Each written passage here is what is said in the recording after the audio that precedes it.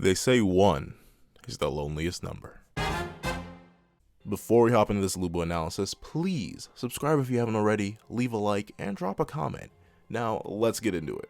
What's up, guys? I got the pencil here, and here we are to talk about Lubu and how great he is, and why I really like him as a character. So, Lubu, let me get the basic thing out of the way. His design is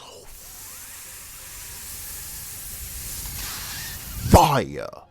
Like, actually, as I draw Lubu, every single time I go to draw him, I find new details. Every single contour, every single tattoo, every single extra bit I find. It's just intriguing to rip apart his design and attempt to do my best to look at it and reproduce it somewhere else, because it's insanely detailed. Like, the amount of detail from his weapon, which has all the different sharp angles to it, to all the musculature on his back, to the different variations of the scars across his face. It's insane amounts of detail to even hope to recognize, not to talk of translate to something else. And it's amazing to me that this character could be done so well and so detailed so many times in so many different ways. The thing is, Lubu's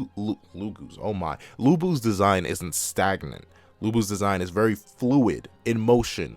And by in motion, I don't mean the anime that hasn't come out yet fully, but I mean the way that the mangaka can work Lubu's design to make it feel like it's moving, despite how detailed. Really, Lubu is so much of a statue that it's almost shocking that he has such fluid movement, like the appearance of fluid movement. It's great to see, and honestly, that's really it. Like, you gotta, as an artist, I notice certain design details a lot, and I can tell that Lubu is the definition of power. You have to see it from how big he is, from how dominating a presence he has. He's one of the, if not the only humans we've seen so far to have literally sharp teeth. Lubu is sort of that boundary between man and human, almost a monster of sorts, but he still has this human air to him, but you can still see why he was unparalleled beneath the heavens. His design tells you that. And I've said it once, I've said it twice, and I'll say it again. The best way, the way you know how you designed a good character, is if they fulfill their function by simply standing there. The moment I saw Lubu, I completely understood that, yes, this man, easy, the strongest beneath the heavens. I can tell it. I can tell. There's no doubt in my mind. I didn't have to worry. I didn't have to think about it. He really didn't even have to tell me. Show me Lubu, and I know it. And that's great. That's great. That's the only real issue I have with Thor, because also it's a subversion of our expectations that Thor's this kind of skinny dude. I don't know. Like, part of me mentally disconnects him. Like, this Thor's design doesn't necessarily exude strongest beneath the heavens, especially in his initial appearance. But the moment I see Lubu, I completely understand it, and I gotta give him praise for that. But moving off his design to the thing I really want to talk about, Lubu's character. Now, the thing about Lubu is that he is very simple if you go with what the text just explicitly tells you. All he vied for was strength, the pinnacle. He wanted to be the peak. However, the thing was that he got so strong, he became so powerful that he couldn't really go any further. That's the thing. One is the loneliest number, because once you hit that, it's only down from there. Lubu slayed everything from bears to men to armies. Lubu was a monster of men. But the thing with being that powerful, the thing with being that legendary, is that you become alone. And the amazing thing about Lubu's character to me is that, yeah, he didn't die in the way that they supposedly say that, oh no, he was begging for his life, but he was bored. He was so bored. But the great thing that I like about Lubu, even a bit more than Thor, is that unlike Thor, who really found himself unrivaled amongst the heavens and thus was just bored with existence in general, Lubu, after seeing lightning strike a tree down in an instant, looked up to the skies and said, there's gotta be something good up there. There's gotta be something up there that can actually challenge me. And I think that's cool. I don't know. A lot of the humans in Record of Ragnarok, they are all in their own ways unparalleled beneath the heavens, but none of them necessarily really look towards the sky. if you think about it, really, it was Adam never really looked towards the sky and anything. He looked towards the earth. He left the heavens. He left the Garden of Eden. If you look at Sasuke, he really wanted to become the best in nature. He didn't mind being humanity's greatest loser as long as he could live in the best fights, have the best moments, have the best combat. He never really cared about the heavens. You look at Jack the Ripper, if anything, he scorned the heavens by how he acted, because he didn't care, because they had forsaken him.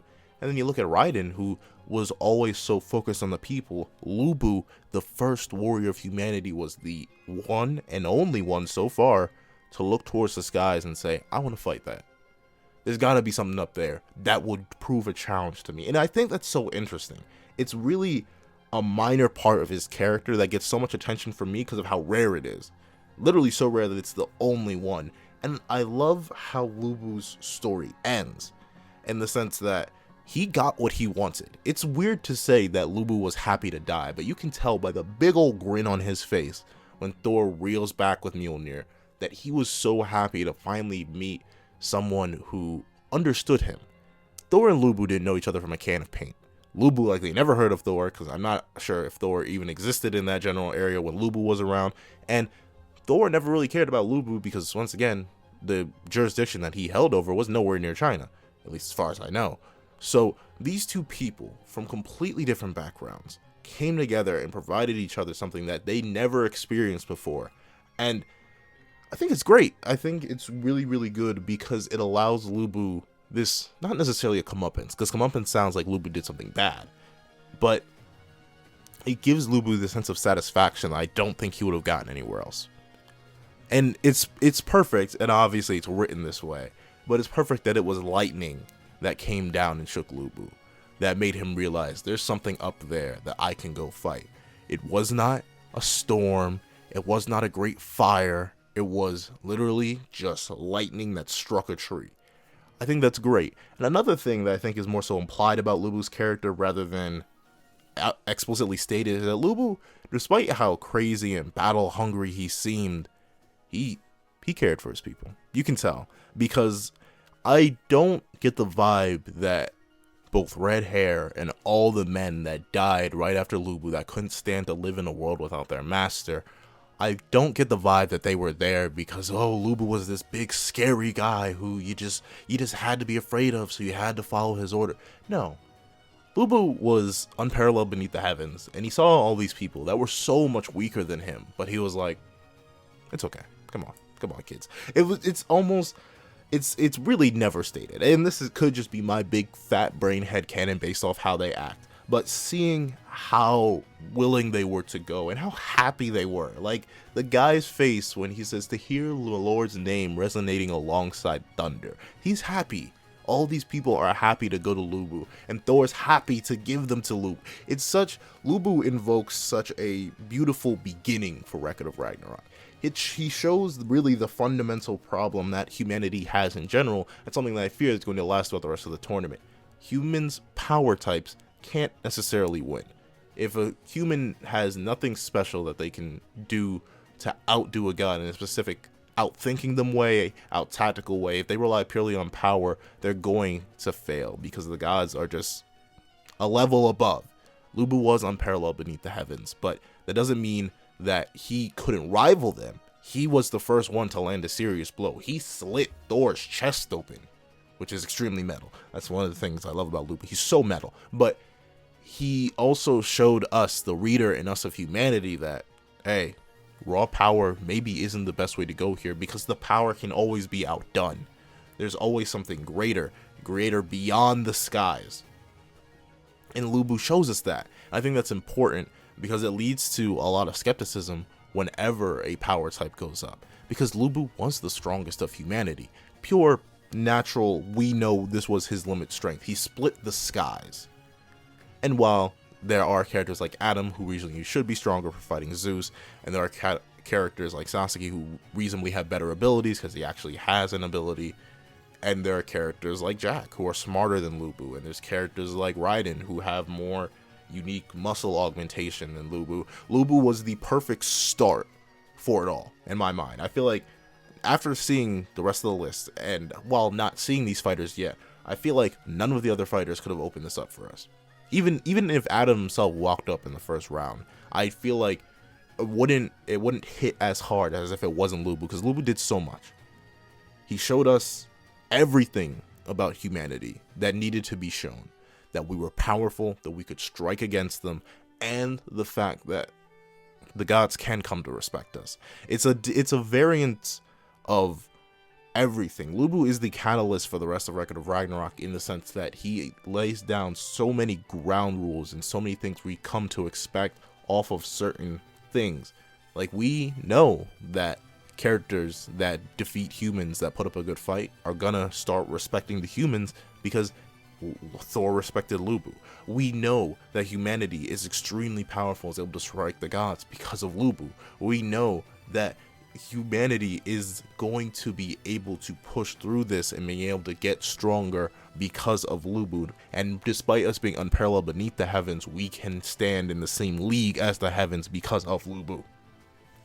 My man does good. My man does good. Does he have the most complex of characters? Not necessarily. However, I think that's fine in this case. There's nothing...